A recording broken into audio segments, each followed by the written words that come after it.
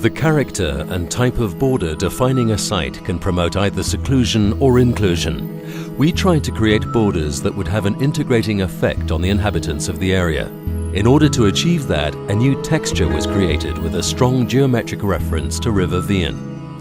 The design process had 3 stages. First, a large topographic layer was laid out over the site, dividing it into homogeneous strips running somewhat parallel to the river. At the next stage, these strips were endowed with various functions and adjusted to fit into the landscape. And finally, the strips were folded in a way to achieve finely tuned heterogeneous spaces to meet all the requirements of the competition.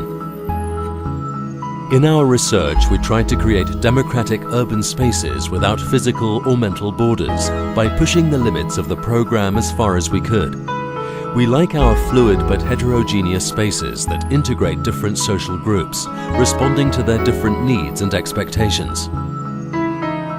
Being an outsider to the world of disabled people, we had to try very hard to understand the whole complexity of the subject.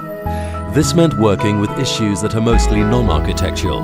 For us, the task was more complex than anything we had done before.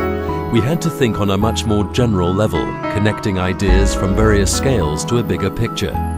What we learned was that accessibility is not only something about disabled people, it's about democracy and the awareness of people of different kinds sharing the same spaces.